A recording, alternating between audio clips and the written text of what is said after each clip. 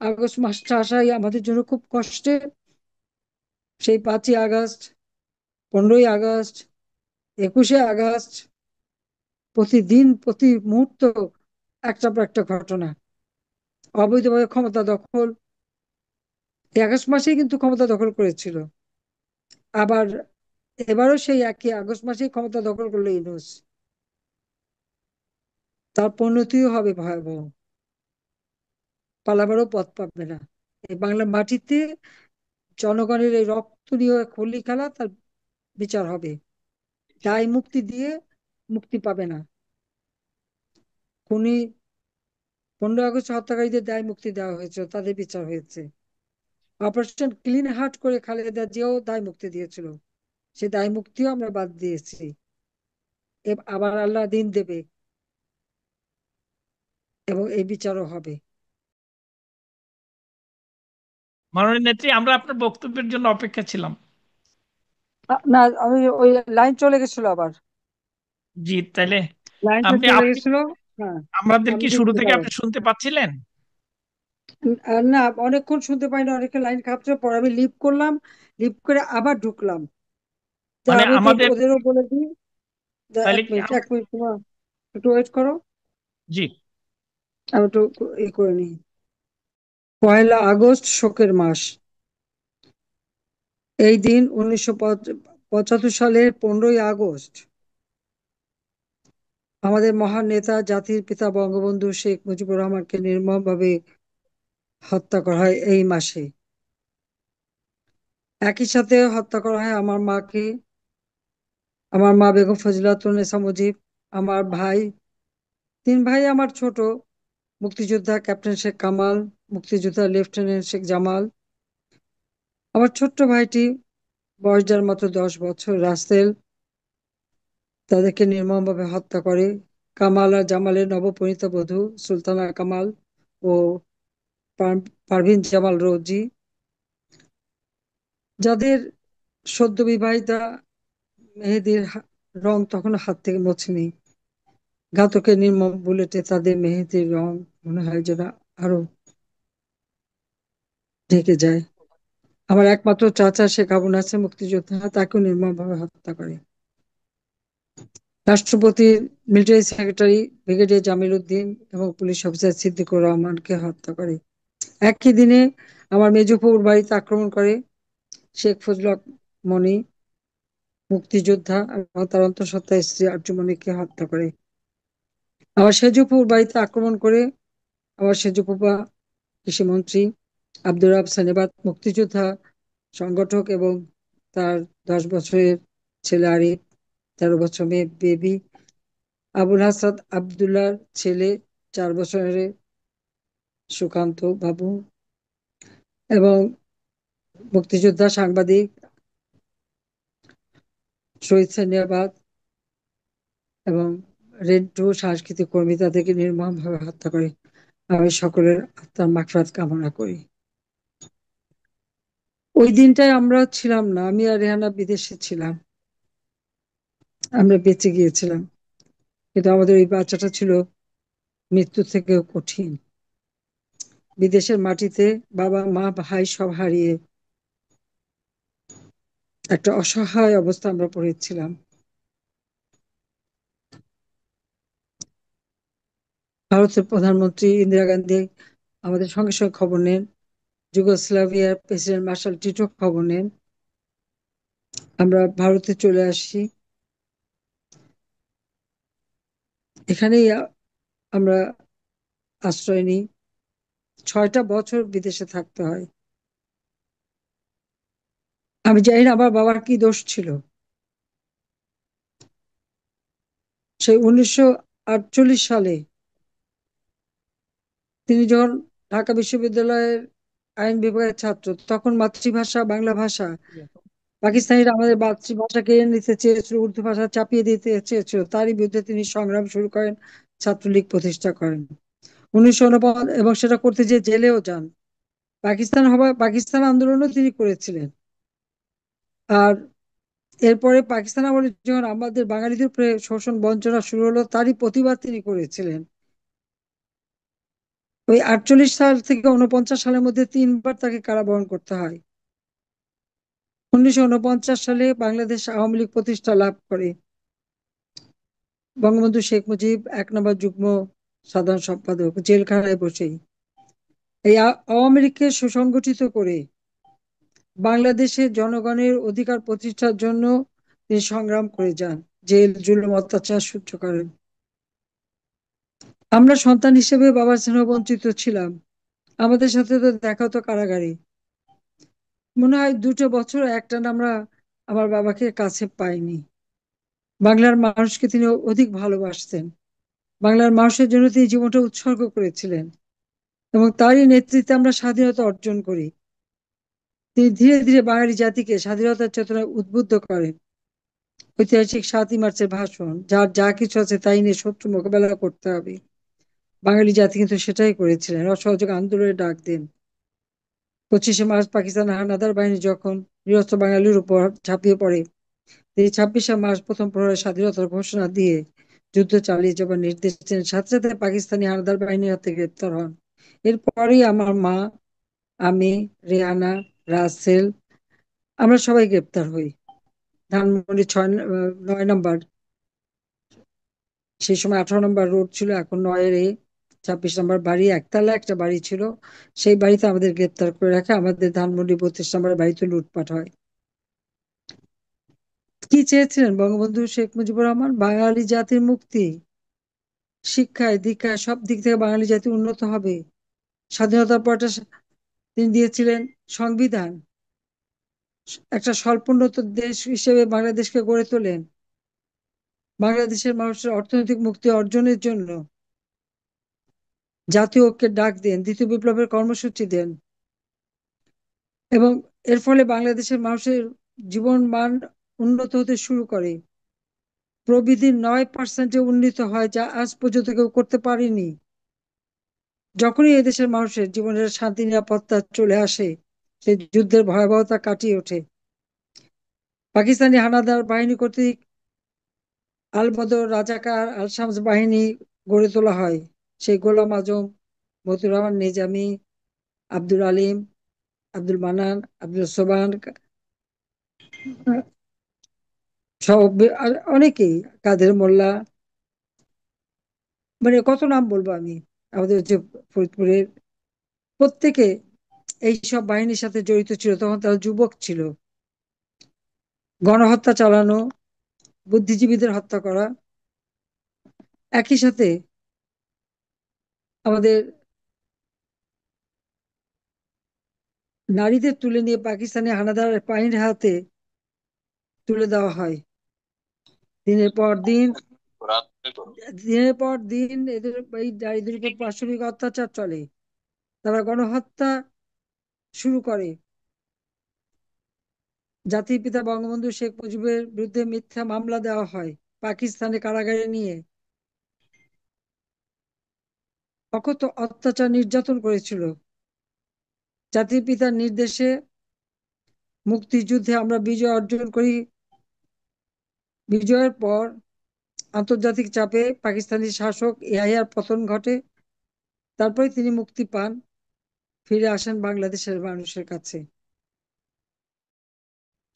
10ই জানুয়ারি 72 সালে তিনি বাংলা মাটিতে ফিরে এসে বাংলাদেশ কিভাবে চলবে, সকলের সাথে বন্ধুত্ব, কারোর সাথে বৈরিতা নয়, বাংলাদেশের মানুষের অন্ন, বস্ত্র, বাসস্থান, চিকিৎসা, শিক্ষার ব্যবস্থা করে উন্নত একটি বাংলাদেশ গড়ে তুলবেন। এবং বাংলাদেশ মহান মুক্তিযুদ্ধে যারা আমাদের সহায়তা করেছে প্রত্যেকের প্রতি কৃতজ্ঞতা জানান। সকল শহীদের প্রতি তিনি তার শ্রদ্ধা জ্ঞাপন করেন। নির্যাতিত মা বোনদের চিকিৎসার ব্যবস্থা করেন, আহত মুক্তিযোদ্ধাদের চিকিৎসার ব্যবস্থা করেন, প্রতিটি শহীদ পরিবারকে আর্থিক সহায়তা করেন। প্রায় 3 কোটি মানুষ গৃহহারা। প্রত্যেকটা মানুষের ঘর বাড়ি তৈরি করা থেকে শুরু করে স্কুল, কলেজ, মসজিদ, মাদ্রাসা, মন্দির, পেগোডা, গির্জা, যা কিছু ধ্বংস ছিল একে একে সব মেরামত করে দিয়ে রাস্তাঘাট, পুল, ব্রিজ, রেল ব্রিজ সবকিছু মেরামত করেন। এয়ারপোর্ট পর্যন্ত ভাঙা অবস্থা ছিল, সেটাও মেরামত করেন। মাত্র 3 বছর 7 মাস। কারেন্সি নোট ছিল না, রিজার্ভ মানি ছিল না। এই মুক্তিযুদ্ধ চলাকালীন সময় কোনো ফসল হয়নি, শূন্য হাতে যাত্রা শুরু করে একটি দেশকে তিনি গড়ে তুলে যখন মানুষের জীবনে স্বস্তি ফিরে আসে, শান্তি ফিরে আসে, আর তখনই এই হত্যাকাণ্ড ঘটে। বঙ্গবন্ধু শেখ মুজিবকে হত্যার পর বাঙালি কি পেয়েছে? প্রতিনিয়ত সেনাবাহিনীতে কু হতো, আর অগণিত সেনা অফিসার এবং সৈনিকদের হত্যা করা হয়েছে। নাহলে 2000-এর মতো সৈনিককে এবং হাজার হাজার অফিসারকে হত্যা করা হয়েছে। 18-19টা কু হয়। এমনকি বিমান বাহিনীর সেখানেও যখন কু হয়, 565 জন বিমান বাহিনীর অফিসার এবং সৈনিক এবং অন্যান্যদের হত্যা করা হয়। জিয়াউর রহমান অবৈধভাবে ক্ষমতা দখল করে একে একে আমাদের মুক্তিযুদ্ধের চেতনাকে নস্যাৎ করে, মার্শাল ল জারি করে, সংবিধান সঙ্গিনের খোঁচায় ক্ষতবিক্ষত করে, জনগণের ভোটের অধিকার কেড়ে নেয়। জনগণ ভোট দিতে পারতো না, কিন্তু 110% ভোট পড়তো। এটাই ছিল জিয়াউর রহমানের রীতি। হ্যাঁ না ভোট, রাষ্ট্রপতি ভোট, সংসদ, জাতীয় সংসদ ভোট, নতুন দল করে ক্ষমতা এসে অবৈধ ক্ষমতা বৈধ করার প্রক্রিয়া শুরু করে। এবং তারই পদাঙ্ক অনুসরণকারী জেনারেল এরশাদও ওই একই পদাঙ্ক অনুসরণ করে। জনগণের ভোটের অধিকার কেড়ে নেওয়া হয়। 6 বছর পর আমি আওয়ামী লীগ আমাকে সভাপতি নির্বাচিত করলে আমি বাংলাদেশে ফিরে আসি এমন একটা জায়গায় যেখানে আমার বাবা মা ভাইদেরকে যারা হত্যা করেছে তাদেরকে ইন্ডেমনিটি দেওয়া হয়েছে। আমরা যারা আপনজন হারিয়েছি 15ই আগস্ট, আমাদের বিচার চাবার কোনো অধিকার ছিল না। আমার বাবা মা ভাইদের হত্যা করেছে, আমি মামলা করতে পারবো না, বিচার চাইতে পারবো না। ঠিক একইভাবে 15 আগস্টে যারা নিহত, শাহাদত বরণ করেছে, প্রত্যেকের একই অবস্থা ছিল। এবং তারা পুরস্কৃত হয়েছিল। জিয়াউর রহমান তাদের বিভিন্ন দূতাবাসে চাকরি দিয়েছিল, ব্যবসা বাণিজ্য করতে দিয়েছিল। এরশাদ এই কর্নেল ফারুকের দল করার সুযোগ করে দিয়েছিল। নির্বাচনে, রাষ্ট্রপতি নির্বাচনে সে প্রার্থী হয়েছিল। খালেদা জিয়া 15ই ফেব্রুয়ারি 96 সালে নির্বাচনে খুনি রশিদ এবং হুদাকে জনগণের ভোট চুরি করে তাদেরকে পার্লামেন্টে বসায়। কর্নেল রশিদ, তাকে তো লিডার অব দ্য অপোজিশনের সিটে বসিয়েছিল খালেদা জিয়া, যদিও ওই পার্লামেন্ট টেকে নাই। 15ই ফেব্রুয়ারি খালেদা জিয়া ভোট চুরি করে ক্ষমতা আসে। জনগণের ভোট চুরি করায় জনগণ যে আন্দোলন করেছিল, আন্দোলনের মুখে 30শে মার্চ খালেদা জিয়া পদত্যাগে বাধ্য হয়। তারপর নির্বাচন হয় জুন মাসে 12 তারিখে। সেই নির্বাচনে আওয়ামী লীগ জয়লাভ করে সরকার গঠন করে। আওয়ামী লীগের একমাত্র সরকার, নির্বাচিত সরকার, 5 বছর সময় আমরা অতিক্রম করে শান্তিপূর্ণভাবে ক্ষমতা হস্তান্তর করি। বাংলাদেশের ইতিহাসে শান্তিপূর্ণভাবে ক্ষমতা হস্তান্তরের আর কোনো ইতিহাস নাই। একমাত্র আওয়ামী লীগ যখন ক্ষমতায় ছিল তখনই তখনই ক্ষমতা হস্তান্তর শান্তিপূর্ণভাবে হয়েছে 2001-এ। কিন্তু 1 অক্টোবরের নির্বাচনের সময় থেকে যে অত্যাচার নির্যাতন এই বিএনপি জামাত জোট ক্ষমতায় এসে আমাদের উপরে চালাতে থাকে, সেটা মানে ভাষায় বর্ণনা করা যায় না।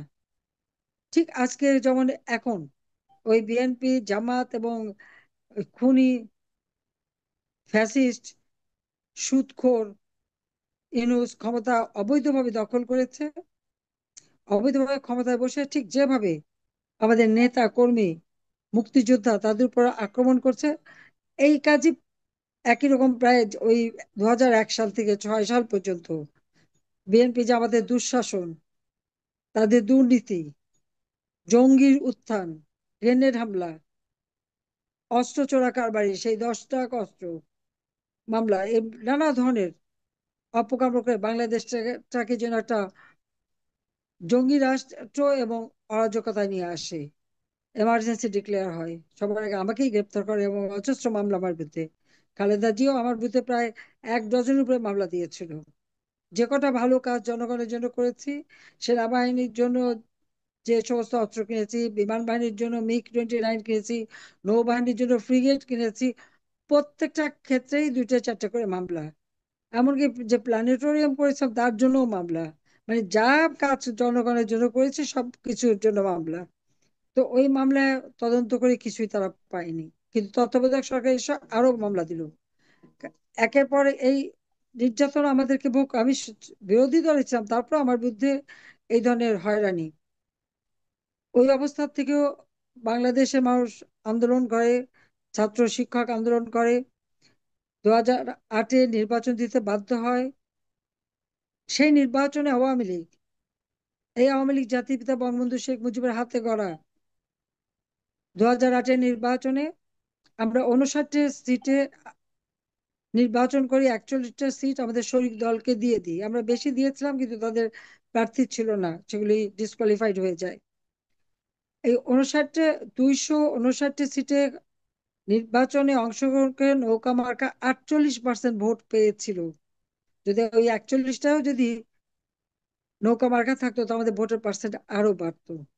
আর বিএনপি জামাত 20 দলীয় জোট পেয়েছিল মাত্র 32% ভোট, সিট পেয়েছিল 29টা, উপনির্বাচনে একটা। আর আমরা সিট পেয়েছিলাম 230টা, উপনির্বাচনে 3টা। যে আস্থা বিশ্বাস বাংলাদেশের মানুষ আওয়ামী লীগের উপর রেখেছিল, আমরা তার মর্যাদা দিয়েছি। 2008-এর নির্বাচনী ইশতেহারে আমরা দিন বদলের সনদ ঘোষণা করেছিলাম। বাংলাদেশকে আরো উন্নত করব সেই প্রতিজ্ঞা নিয়েছিলাম। সেই মোতাবেক আশু করণীয়, মধ্যমেয়াদী, দীর্ঘমেয়াদী এবং প্রেক্ষিত পরিকল্পনা করে পঞ্চবার্ষিকী পরিকল্পনার মাধ্যমে আমরা দারিদ্র্য বিমোচন করেছি। বিদ্যুৎ উৎপাদন, প্রত্যেক ঘরে ঘরে মানুষের ঘরে বিদ্যুৎ পৌঁছে দিয়েছি।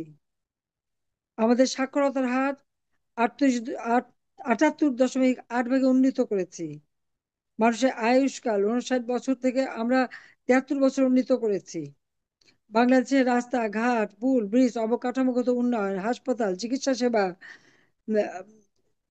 মেডিকেল বিশ্ববিদ্যালয় থেকে শুরু করে প্রতিটি ক্ষেত্রে বাংলাদেশ উন্নত হয়েছে। শুধু আমাদের জন্য, এমনকি মাদ্রাসা শিক্ষার উন্নতি করা, দাওরায়ে হাদিসকে মাস্টার ডিগ্রির সম পরিমাণ মর্যাদা দেওয়া, ইসলামিক আরবি বিশ্ববিদ্যালয় তাদের সার্টিফিকেট পাওয়ার জন্য ব্যবস্থা করে দেওয়া, তাদের কারিগরি শিক্ষা, প্রযুক্তি শিক্ষার ব্যবস্থা, ডিজিটাল বাংলাদেশ গড়ে তোলা, স্যাটেলাইট বঙ্গবন্ধু 1 উৎক্ষেপণ করা। বাংলাদেশের উন্নয়নের ফলে বাংলাদেশ দক্ষিণ এশিয়ায় অর্থনৈতিকভাবে দ্বিতীয় স্থানে শক্তিশালী অর্থনীতি দেশ হিসেবে মর্যাদা পায়। এশিয়াতে 9ম স্থান, সারা বিশ্বে 35তম স্থান। কোভিডের ঠিক আগে আমাদের 30তম ছিল, আমরা আরো অর্জন করতে পেরেছিলাম, কিন্তু কোভিড এবং স্যাংশনের কারণে 35তম স্থান আমরা অধিকার করি। যখনই বাংলাদেশ এই উন্নয়নের পথে এগিয়ে যায়, তখনই কিন্তু এই আগস্ট মাস আগস্ট মাস 2024 সাল আবার আমাদের উপরে নেমে আসে নির্যাতন। আওয়ামী লীগ দেশের উন্নতি করে যাচ্ছে, আওয়ামী লীগ মানুষের কল্যাণ করে যাচ্ছে, আওয়ামী লীগ মানুষের মঙ্গল করে যাচ্ছে, এটা যদি তাদের পছন্দই না, এটাই হচ্ছে আমাদের দুর্ভাগ্য। আজকে বাংলাদেশের অবস্থাটা কি? আমরা যে বাংলাদেশকে রেখে এসেছিলাম, যার দারিদ্র্যের হার 41 ভাগ থেকে আমরা কমিয়ে 18 ভাগে নামিয়েছিলাম, হত দরিদ্রের হার 25 ভাগ থেকে 5 ভাগে নামিয়ে নিয়েছিলাম, কিন্তু সেই বাংলাদেশ আর নেই।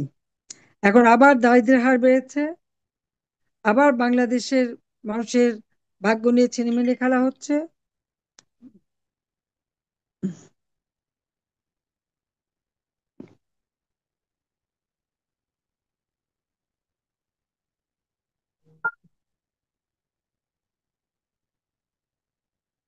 আবার বাংলাদেশকে নিয়ে যে খেলা চলছে, এখন বাংলাদেশ হয়ে গেছে জঙ্গিদের দেশ, সন্ত্রাসের দেশ।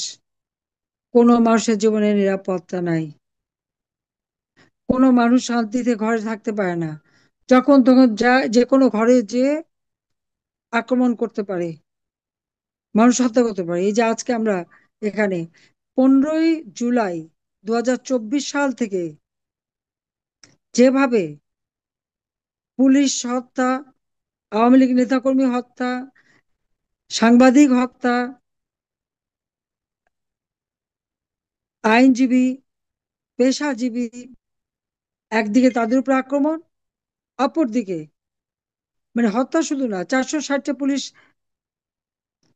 থানা এবং কেন্দ্র পুড়িয়ে দেওয়া হয়েছে, সেখানে পুলিশ ভিতরে থাকা অবস্থায় তাদের পিটিয়ে পিটিয়ে হত্যা করা হয়েছে। মেট্রো রেল, বিটিভি ভবন, বিআরটিসি ভবন, দুর্যোগ মোকাবেলা দুর্যোগ মন্ত্রণালয় ভবন, সেতু ভবন, সড়ক ভবন, সব জায়গায় আগুন। বিটিআরসি ভবন সব আগুন দিয়ে পোড়ানো, একটা ধ্বংস যজ্ঞ শুরু করলো। সব থেকে দুর্ভাগ্যের বিষয়, যারা এই ঘটনার সঙ্গে জড়িত, তারা সমন্বয়ক, তারা নাকি ছাত্র। প্রত্যেকটা এমপি হোস্টেলে যে তারা লুটপাট করলো, মন্ত্রীর বাড়ি লুটপাট করলো, আগুন দিল, গণভবনে আগুন দিল, লুটপাট করলো, সংসদ ভবনে আক্রমণ করলো। সব থেকে ঘৃণ্য কাজ যেটা করেছে তারা, জাতির পিতা বঙ্গবন্ধু শেখ মুজিবকে অবমাননা করেছে। 15ই আগস্ট তাকে হত্যা করেছিল। আর আমরা দেখলাম 15ই জুলাইয়ের পর থেকে সেই আগস্ট মাস পর্যন্ত এসে 32 নম্বরে এই 5ই আগস্ট আগুন দিয়ে পোড়ানো হলো, লুটপাট করা হলো। আর 5ই ফেব্রুয়ারি বোলডোজার দিয়ে ভাঙা হলো। কেন? কেন এই আক্রমণটা আমি জানতে চাই। ওই বাড়িটা কি অপরাধ করেছে? 32 নম্বর বাড়ি থেকে জাতির পিতা বঙ্গবন্ধু শেখ মুজিবুর রহমান স্বাধীনতার ঘোষণা দিয়েছিলেন। সেই 32 নম্বর বাড়ি, সেখানেই তো তাকে নির্মম ভাবে হত্যা করা হয়েছিল। সেই দেয়াল এখনো রক্তের দাগ, সেই দেয়াল এখনো বুলেট চিহ্ন। তারা সবকিছু, যেটুকু স্মৃতিচিহ্ন ছিল সব তো লুটপাট করেছিল। তারপর যেটুকু স্মৃতিচিহ্ন ছিল, আমরা দুই বোন এই বাড়িতে ভোগ করিনি। এবং 32 নম্বর বাড়িটা কিন্তু নিলাম হয়ে গিয়েছিল, কারণ এটা হাউস বিল্ডিং কর্পোরেশন লোন নিয়ে তিল তিল করে আমার মা গড়ে তুলেছিলেন। আমি 81 সালে যখন ফিরে আসলাম, একদিন পত্রিকায় সেখানে দেখি প্রজ্ঞাপন, 32 নম্বর বাড়ি নিলাম। কেন? লোন দেওয়া হয়নি। লোন দেবে কে? আমার মা লোন শোধ করতেন, তাকে তো হত্যা করা হয়েছিল। তারপর সে কোথেকে দেবে? আমি হাউস বিল্ডিং এর সাথে যোগাযোগ করলাম, তবে তারা অত্যন্ত ভদ্রতার সাথে সমস্ত, সামান্য লোন ছিল, খুব বেশি না, বোধহয় 10-12 হাজার টাকা না 18 হাজার টাকা ছিল, তা সেটা আর নিল না। তার দলিলটা আমাকে দিয়ে দিল। আমি আর রেহানা ওই বাড়িটা বঙ্গবন্ধু মেমোরিয়াল ট্রাস্ট করে জনগণের সম্পদ জনগণকে দান করে দিয়েছিলাম। আমরা যখন বাড়িটা তুলে দিই, আমাদের কিন্তু ঢাকায় কিছু ছিল না, কোনো বাড়িঘর কিছু ছিল না, কোথায় থাকবো কোনো ঠিকানা নাই। তারপরে আমরা ওই বাড়িটাই দান করে দিই। তখন কেবলই মনে হতো, আমরা, বাবা তো সারা জীবন এদেশের মানুষের জন্যই জীবন দিয়ে গেছেন, সারা জীবন এদেশের মানুষের কথাই ভেবেছেন। সারাটা জীবন তিনি এদেশের মানুষকে কিভাবে উন্নত জীবন দিবেন সেই কথা চিন্তা করেছেন। তাহলে আমরা, এই সম্পদ তো আমাদের না, এটা তো জনগণের সম্পদ। তো তিনি বলছেন যে এদেশের মানুষকে তিনি গভীরভাবে ভালোবাসেন, তাই আমরা জনগণকে দিয়ে দিয়েছিলাম। ওটা একটা স্মৃতি জাদুঘর। বিশ্বের বড় বড় অনেক নেতা, অনেক মানে জ্ঞানী গুণী বিজ্ঞানী লোক, আমার লোক ওখানে এসেছে, ওই বাড়িটা দেখেছে, ভিজিট করেছে, ভিজিটের বুকে লিখেছে। এত সাদা সিধা একটা জীবন যাপন একটা দেশের রাষ্ট্রপতি, পৃথিবীর কোন দেশে আছে এই দৃষ্টান্ত? আমার মা তো কখনো ওই প্রধানমন্ত্রী বাসভবনে যেও থাকেননি। তার ওই ছোট্ট কুড়ি ঘর, ওইটাতেই উনি ছিলেন, ওই ছোট্ট বাড়িটাতেই ছিলেন। এখন তো দেখি ক্ষমতা যাওয়ার সাথে সাথে এক একজনের বাড়ি গাড়ি শান শৌকত টাকা পয়সা অস্থির হয়ে পড়ে। কই? আমার মা, আমরা, আমাদের পরিবার, আমার বাবা তা তো করেননি, ওই বাড়িতেই ছিলেন। তার একটা দৃঢ় বিশ্বাস ছিল, এই বাঙালি কখনো তাকে মারতে পারে না। অনেকে তাকে সতর্ক করেছেন, অনেক রাষ্ট্রপ্রধান সরকার প্রধানও সতর্ক করেছেন, কিন্তু তিনি কি কিছুতেই বিশ্বাস করতে পারতেন না যে এই বাঙালি তাকে মারতে পারে। আর সেই বাঙালি সেনাবাহিনীর কিছু বিপদগামী, তারাই কিন্তু তাকে নির্মমভাবে হত্যা করলো। যারা আমাদের চিরচেনা, প্রতিনিয়ত আমাদের বাড়িতে আসতো, আমাদের বাড়ি বা আমার সেজুপুর বাড়ি বা এখানে যারাই আসা যাওয়া করছে, এদের মধ্যে থেকেই তো হত্যাকাণ্ডটা ঘটানো হলো। মোস্তাক বেইমানি করলো, সাথে জিয়াউর রহমান তার দোসর।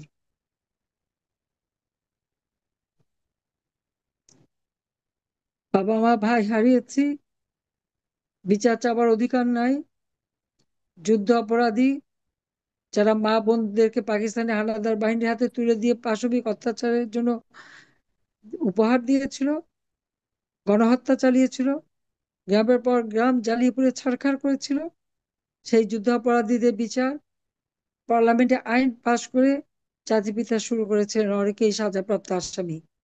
গোলাম আজম থেকে শুরু করে অনেকেই আবার পাকিস্তানি পাসপোর্ট নিয়ে পাকিস্তানি চলে গিয়েছিল, বাংলাদেশে তারা বিশ্বাস করতো না। সেই যারা পাকিস্তানে বিশ্বাস করতো, বাংলাদেশকে, স্বাধীন বাংলাদেশ চাইতো না, জিয়া রহমান তাদেরকেই ফিরে নিয়ে আসে। তাদের মন্ত্রী, প্রধানমন্ত্রী, উপদেষ্টা, মন্ত্রীর মর্যাদা দেয়, আর খুনিদেরকে তো চাকরি দেয়। বাংলাদেশের মুক্তিযুদ্ধের চেতনা, স্বাধীনতার সব চেতনা একে একে মুছে ফেলার চেষ্টা করে। আমার প্রশ্ন যে জাতির পিতাকে হত্যা করে কি পেয়েছে দেশের মানুষ?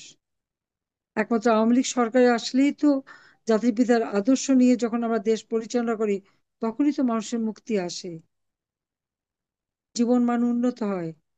আমি তো সেটা প্রমাণ করেছি প্রথম 5 বছর, তারপরে 2008 সালে নির্বাচনে জয়ী হয়ে এই 2024 সালের আগস্ট মাস পর্যন্ত এই বাংলাদেশ বিশ্বের কাছে উন্নয়নের রোল মডেল। বাংলাদেশ ছিল উন্নয়নের বিস্ময়, যে কোনো প্রবাসী বিদেশে গেলে সম্মান পেত, বাংলাদেশ শুনলে সকলে একটা সম্মান করত। আর সেই বাংলাদেশে একটি মানুষের ক্ষমতার লোভের আগুন জ্বলে যা একবার ছারখার, ক্ষমতার লোভের আগুন দিয়ে এই দেশটাকে ধ্বংস করে দিয়েছে। কেন? বাংলাদেশটাকে বিক্রি করবে, বিক্রি করেছে। আর কোথায়? সেন্ট মার্টিন দ্বীপে এখন আর আমাদের অধিকার নাই। যে সমুদ্র সীমা আইন জাতির পিতা করেছিলেন, জিয়াউর রহমান, এরশাদ, খালেদা জিয়া, কেউ কোনোদিন সমুদ্র সীমায় আমাদের যে অধিকার আছে সে কথা বলতেই সাহস পায়নি। আমি এসে এই সমুদ্র সীমায় আমাদের অধিকার প্রতিষ্ঠা করি। আমাদের স্থল সীমানা চুক্তি ভারতের সাথে, মুজিব ইন্দিরা চুক্তি, সেটা বাস্তবায়ন করে এই স্থল সীমানা চুক্তি এবং ছিটমহল বিনিময় করেছি শান্তিপূর্ণভাবে। পার্বত্য চট্টগ্রামে সেই 76 সাল থেকে সেখানে অশান্ত পরিবেশ, ইনসার্জেন্সি অ্যাক্টিভিটিস, 64,000 লোক ভারতে রিফিউজি হিসাবে আশ্রয় নিয়েছিল। আওয়ামী লীগ ক্ষমতা আসার পর আমি উদ্যোগ নিয়ে পার্বত্য চট্টগ্রাম শান্তি চুক্তি করি, সকল রিফিউজিদেরকে বাংলাদেশে ফিরিয়ে নিয়ে আসে, তাদের পুনর্বাসনের ব্যবস্থা করি। পার্বত্য চট্টগ্রামে ব্যাপক উন্নয়নের কাজ আমরা করেছি। একই দিনে 45টা ব্রিজ আমরা উদ্বোধন করেছি, রাস্তাঘাট করেছি, অর্থনৈতিক কর্মকাণ্ড বাড়িয়েছি, শিক্ষার ব্যবস্থা করেছি সারা বাংলাদেশেই। যেগুলি প্রত্যন্ত অঞ্চল, সব জায়গায় আমরা সেইভাবে উন্নয়ন করেছি। অপরাধটা কি করলাম সেটাই তো আমি জানি না। হত্যাকাণ্ড ঘটালো 15ই জুলাই থেকে 2024 সালের এই সমন্বয়ক এবং যেটা ছিল আদতে ডক্টর মোহাম্মদ ইউনূসের মেটিকুলাস ডিজাইনের অংশ, মাস্টার মাইন্ড দিয়ে এই আন্দোলন গড়ে তুলে ছাত্রছাত্রীদের বিভ্রান্ত করে মিথ্যা অপপ্রচার আমাদের বিরুদ্ধে চালিয়ে মানুষের ভিতরে সন্দেহ ঢুকিয়ে দিয়ে এই আন্দোলন সে করেছে, যেটা ডক্টর ইউনূস নিজে স্বীকার করেছে, নিজেই বলেছে যে এখানে কোনো নেতাও ছিল না, কিছু ছিল না, এটা ছিল তার মেটিকুলাস ডিজাইনের অংশ। কিন্তু মামলাগুলি হয়েছে কার বিরুদ্ধে? আমাদের বিরুদ্ধে, আওয়ামী লীগের বিরুদ্ধে।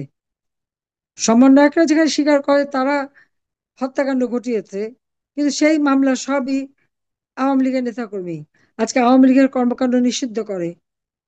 আওয়ামী লীগের অপরাধটা কি? গরিবের পেটে ভাত দিয়েছে, দারিদ্র বিমোচন করে দিয়েছে, গরিবের ঘরে এখন খাবার আছে, কুড়ে ঘর নাই, নিজের পক্ষে টিনের ঘর, পাকা কাঁচা পাকা ঘর, গরিব মানুষকে হাত পেতে হতে চায় না। 5 কোটি মানুষ দরিদ্র সীমা থেকে উপরে উঠে নিয়ে আসছিলাম আমি। 5 কোটি মানুষ দরিদ্র সীমা থেকে উপরে উঠে এসেছে। তাদের ক্ষুদ্র ঋণের ব্যবসায় ভাটা পড়েছিল। গরিবদের অল্প টাকা দেবে, মোটা অঙ্কের সুদ খাবে, তারা মাথার ঘাম পায়ে ফেলে যা উপার্জন করবে সবই ইউনূসের প্যাকেটে যাবে, পকেটে যাবে। সেটা বোধহয় কমে গেছিল, সেই জন্য আবার এদেশের মানুষকে দারিদ্র্যের নিচে নামিয়ে এনেছে, অতি দারিদ্র্যের নিচে নামিয়ে এনেছে। 18%, আমরা 18% যেখানে দারিদ্র্যের হার, আজকে তা প্রায় 20-25% উঠে গেছে। অতি দরিদ্র যেখানে 5%, তা এখন 10-12% উঠে গেছে। অর্থাৎ তার উন্নয়নটা হচ্ছে দারিদ্র্য বৃদ্ধি করা, হত্যা ষড়যন্ত্র অব্যাহত রাখা, মায়ের কোল খালি করা, সন্তানকে পিতৃহারা করা, পিতাকে সন্তান হারা করা, স্বামীর সামনে স্ত্রীকে ধর্ষণ করা, বাবাকে বেঁধে মেয়েকে ধর্ষণ করা, প্রতিনিয়ত বাড়িতে যে ধর্ষণ করবে কিন্তু কোনো কথা বলা যাবে না, নিউজ দেওয়া যাবে না। শিশু ধর্ষণ, নারী ধর্ষণ, নারীরা এখন ঘর থেকে বেরোতে পারে না। যারা আমার বিরুদ্ধে আন্দোলন করেছে তারাও এখন ঘর থেকে বেরোতে পারে না। এই তো বাংলাদেশের উন্নতি, এই তো বাংলাদেশের চেহারা। একটা মানুষের জীবনে কোনো নিরাপত্তা নাই, তার উপর একে একে সকলের চাকরি হারাচ্ছে, শিক্ষকদের লাঞ্ছিত করা হয়েছে, প্রধান বিচারপতি থেকে বিচারপতি, শিক্ষক, নির্বাচন কমিশন, মানবাধিকার কমিশন, সবকিছু শুধু ওই লাঠি সোঁটা অস্ত্র, রামদা চাপাতি নিয়ে যে, চাইনিজ করে নিয়ে যে সবাইকে ভয় দেখে দেখে সেখান থেকে বিতাড়িত করা, আর তাদের দলীয় লোক বসানো। বৈষম্য বিরোধী আন্দোলনে এখন চরম বৈষম্য সৃষ্টি করে বসে আছে ক্ষমতা ইউনূস। শেয়ার মার্কেটের টাকা উধাও, ব্যাংকের টাকা উধাও। যে প্রজেক্ট আমি 160 কোটি টাকায় করেছি, সেই প্রজেক্টে এখন 300 কোটি টাকায় দেওয়া হচ্ছে। এরকমও সমস্ত উন্নয়নের কাজ বন্ধ, শুধু কোথায় পয়সা আছে সেখানেই মানি লন্ডারিং করে যাচ্ছে। সুইস ব্যাংকে টাকার অঙ্ক বেড়ে গেছে। কার টাকা? অর্থনীতি ধ্বংস করেছে। সামাজিক সমস্ত কর্মসূচি বাতিল। ছাত্রছাত্রীদের বই জানুয়ারি মাসে আমরা দিতাম, 1লা জানুয়ারি সেটাও দিতে পারেনি, সেখানেও ব্যর্থ। শিক্ষার পরিবেশ নষ্ট করেছে। ছাত্রলীগ করলে লেখাপড়া করা যাবে না, মুক্তিযোদ্ধারা লেখাপড়া করতে চাবে না, এটা কেমন ধরনের কথা? এই অবস্থা আজকে সৃষ্টি। আর এই যে ঘরে ঘরে যে মানুষ হত্যা, আওয়ামী লীগের নেতা কর্মীকে নির্বিচারে হত্যা করে যাচ্ছে, কেন? সেখানে আমার প্রশ্ন, কি অপরাধ করেছে আওয়ামী লীগ যে এইভাবে তাদেরকে হত্যা করা হবে? দেশের স্বাধীনতা নিচ্ছে তাই পরাজিত প্রভুদেরকে সহযোগিতা করা, এটাই তাদের উদ্দেশ্য।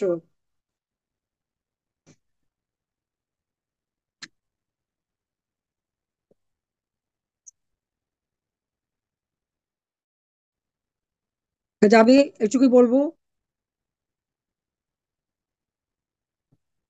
এই অন্যায়, এই অবিচার চলতে দেওয়া যায় না।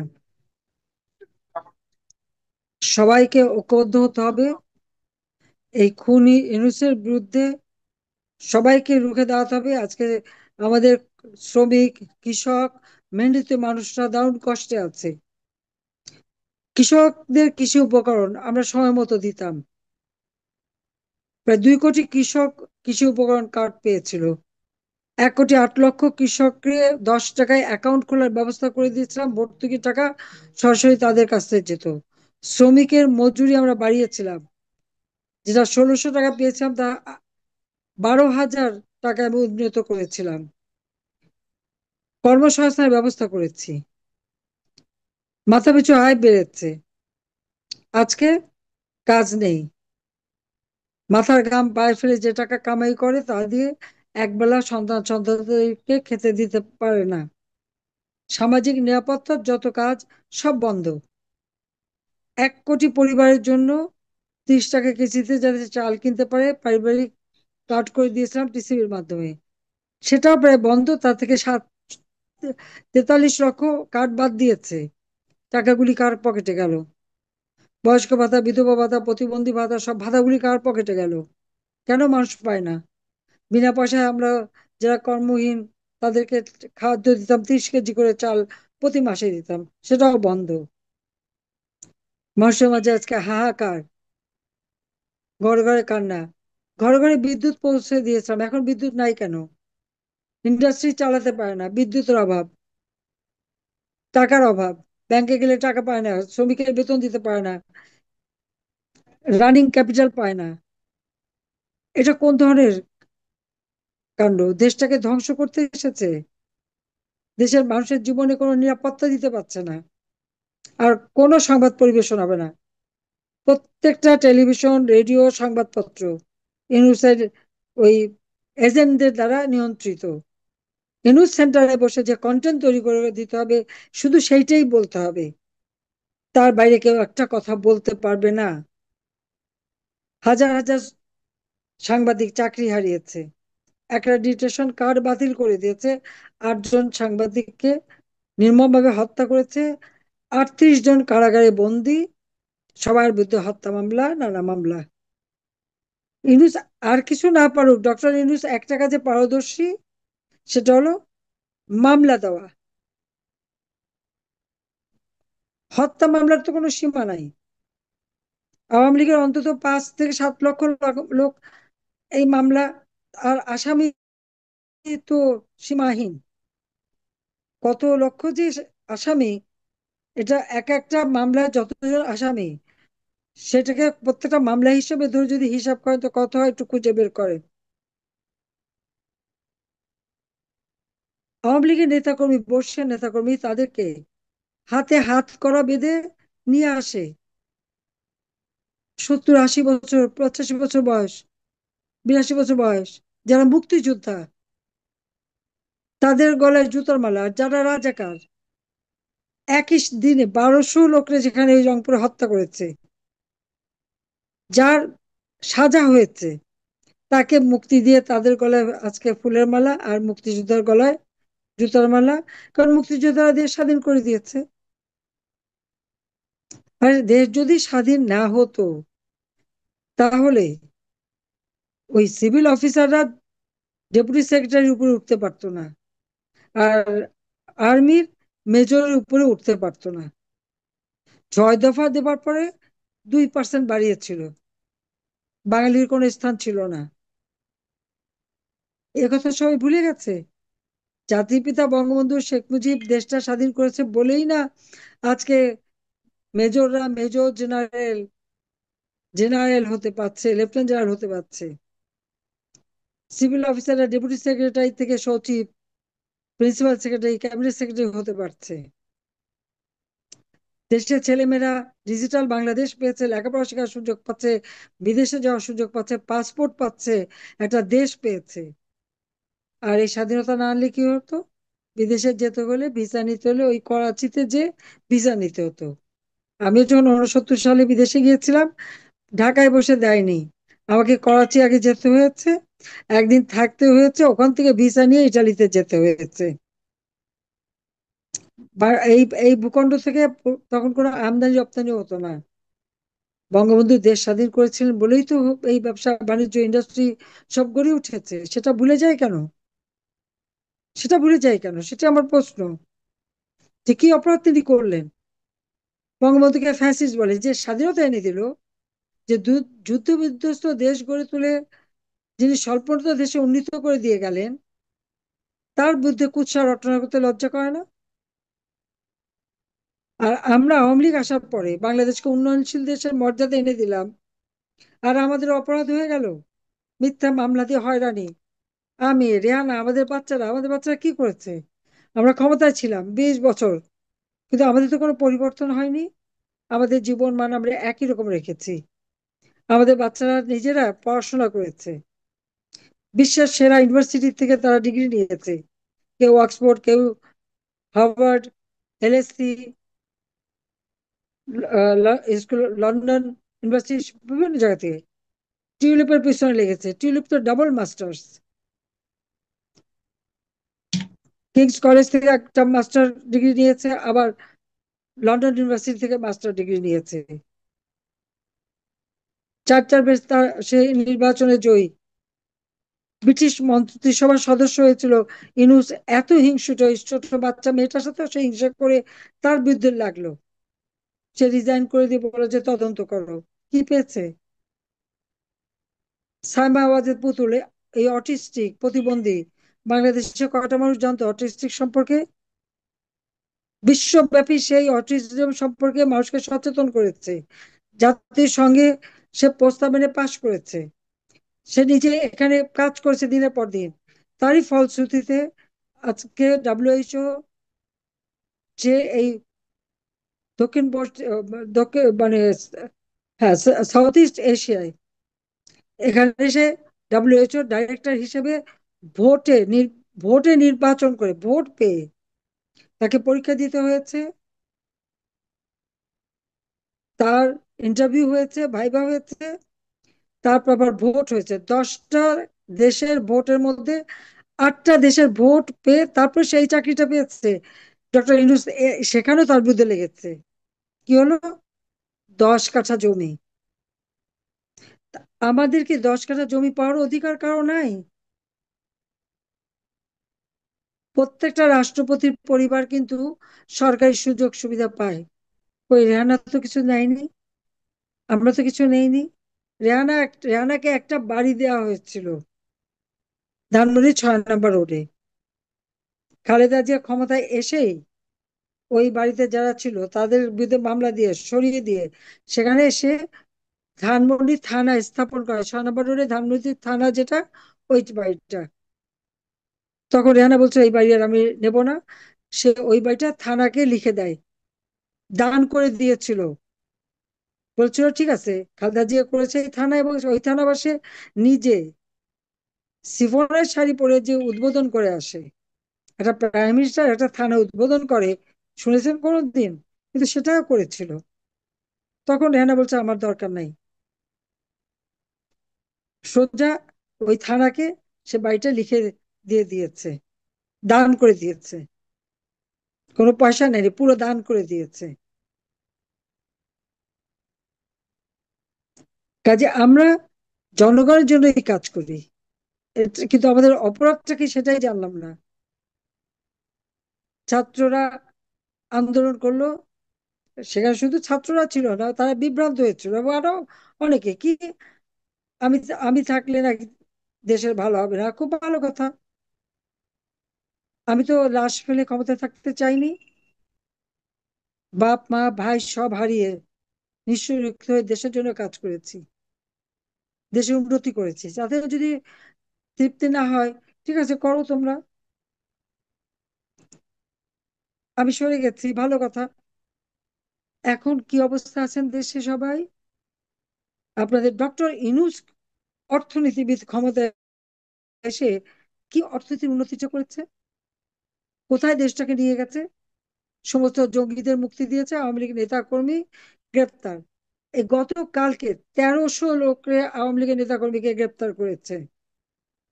সারা বাংলাদেশ থেকে কেউ ঘরে থাকতে পারছে না। গোপালগঞ্জের মতো জায়গায় হামলা করেছে।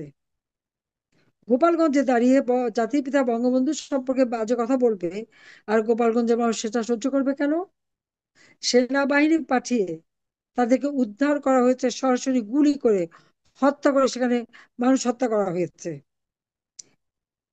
একটা ছেলেকে গুলি করে আবার মাটিতে ফেলে সে বুট দিয়ে তার গলা পাড়িয়ে ধরে তাকে হত্যা করেছে। আমার আফসোস হয়, এই সেনাবাহিনীর জন্য এত উন্নয়ন করেছি, এত কাজ করেছি, আর তারা আজকে এইভাবে গোপালগঞ্জে যাওয়া মানুষকে হত্যা করলো। আর এই সমন্বয়করা যারা গালি দিয়েছিল তারা কোথায় পালালো? আমার কেনা সাজোয়া বাহিনী, সেই এপিসি, তার ভিতরে ঢুকে গুলি করতে করতে গোপালগঞ্জ থেকে বের হয়েছে। আবার দেখলাম সেনাবাহিনীর পক্ষ থেকে আইএসপিআর এর রিপোর্ট দিল যে সেনাবাহিনীকে একটা গুলিও করেনি, গুলি করে মানুষ মারেনি। বাংলাদেশ এখন ডিজিটাল বাংলাদেশ, সবার হাতে মোবাইল, স্যাটেলাইটের যুগ। সেপাহীরা গুলি করে না দেখে তার কমান্ডিং অফিসার যে তাদেরকে অকথ্য ভাষায় গালি দিয়ে বলতেছে গুলি কর, সরাসরি গুলি কর। এটা তো রেকর্ড, সব জায়গায় ছড়িয়ে গেছে। তারা ঢাকবে কি দিয়ে? কেন এই মিথ্যাচার করছে? সেটা আমার প্রশ্ন। কেন এই মিথ্যাচার করছে? সেনাবাহিনীর মান সম্মান জনগণের কাছে থাকে, আস্থা বিশ্বাস থাকে। আর যে সেনাবাহিনীর আস্থা বিশ্বাস থাকে না, দেশের স্বাধীনতা সার্বভৌমত্ব তারা কিভাবে রক্ষা করবে? ও তো সেন্ট মার্টিন দিয়ে দিয়েছে, করিডোর দিয়েছে, সমুদ্র সীমা দখল করে নিচ্ছে, রক্ষা করতে পারছে? মোটা অঙ্কের বাজেট আমি দিই, সিপাহীদের জন্য খাওয়া থাকার ডরমিটরি, জুনিয়র অফিসারদের জন্য ফ্ল্যাট নির্মাণ করে দেওয়া, তাদের প্রমোশনের জন্য নতুন নতুন সেনা ছাউনি তৈরি করে দেওয়া। আমি কি না করেছি? মাত্র 15-16 জন মাত্র 96 সালে এসে পেয়েছিলাম 12 থেকে 15 জন মেজর জেনারেল। আমি 58 জনে উন্নত করে তাদের প্রমোশনের ব্যবস্থা করে দিয়েছি। আজকে তারা গোপালগঞ্জের যে গণহত্যা চালাচ্ছে, বঙ্গবন্ধুর ভবন যখন স্মৃতি জাদুঘর ভাঙে, মূর্তির মতো সব দাঁড়িয়ে আছে। কি মানুষ আছে, মানুষ দেখে নাকি ভয় পায়? তো গোপালগঞ্জের মানুষ দেখে তো ভয় পেলেন না, তখন তো পাখির মতো গুলি করে হত্যা করা হলো প্রকাশ্য দিবালোকে। আর এখন যতই ঢাকার চেষ্টা করুক, জনগণের মন থেকে মুছবে না এটা, এটাও মাথায় রাখতে হবে। আওয়ামী লীগের উপরে যে জুলুম অত্যাচার, অপরাধ আওয়ামী লীগের কি? আওয়ামী লীগকে নিষিদ্ধ করে। ইউনূসের কোন অধিকার আছে আওয়ামী লীগকে নিষিদ্ধ করার? সে ক্ষমতায় কি জনগণের ম্যান্ডেট নিয়ে ভোটে এসেছে, না সংবিধান মোতাবেক এসেছে? সে তো এসেছে জবরদস্তি করে, ক্ষমতা দখল করে।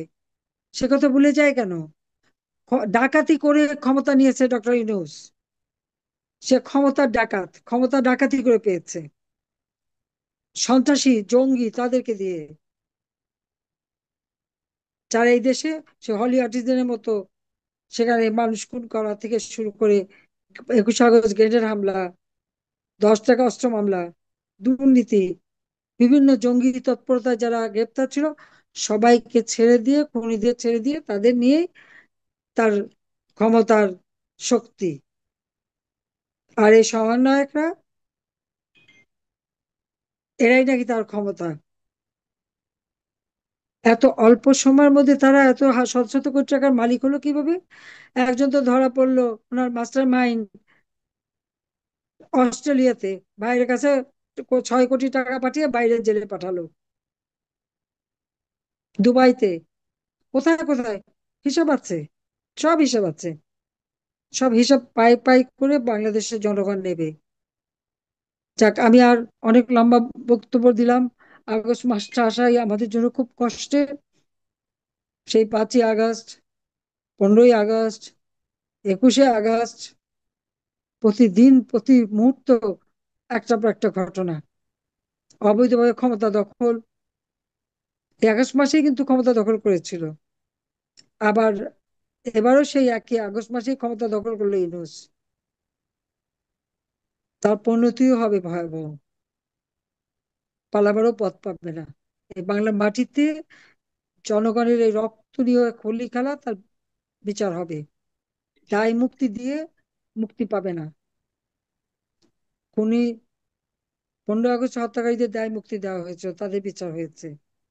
অপারেশন ক্লিন হার্ট করে খালেদা জিয়াও দায় মুক্তি দিয়েছিল, সে দায় মুক্তিও আমরা বাদ দিয়েছি। আবার আল্লাহ দিন দেবে এবং এই বিচারও হবে। যারা আজকে স্বজনহারা বেদনা নিয়ে উপস্থিত, তাদেরকে আমার সমবেদনা জানাচ্ছি, সহানুভূতি জানাচ্ছি। আমি আর কোনো সান্ত্বনা দেব না, বলবো আমাদের দিকে তাকান। একটা শোক মানুষ সইতে পারে না, আর আমরা কি শোক নিয়ে চলছি। হ্যাঁ, জীবন থেমে থাকে না, জীবন চলে, কিন্তু সে যন্ত্রণা যার, সেই ভোগ করতে পারে, সেই জানে। আপনারা সবাই ভালো থাকেন, সুস্থ থাকেন, ইনশাল্লাহ বাংলাদেশ আবার ফিরে আসবে। জাতির পিতার রক্তে গড়া এই বাংলাদেশ কখনো বৃথা যাবে না, 30 লক্ষ শহীদের রক্ত গড়া বাংলাদেশ বৃথা যাবে না। এই স্বাধীনতা সমুন্নত রেখেই আমরা এগিয়ে যাব। জয় বাংলা, জয় বঙ্গবন্ধু, বাংলাদেশ চিরজীবী হোক। প্রিয় নেত্রী, আপনাকে অসংখ্য ধন্যবাদ।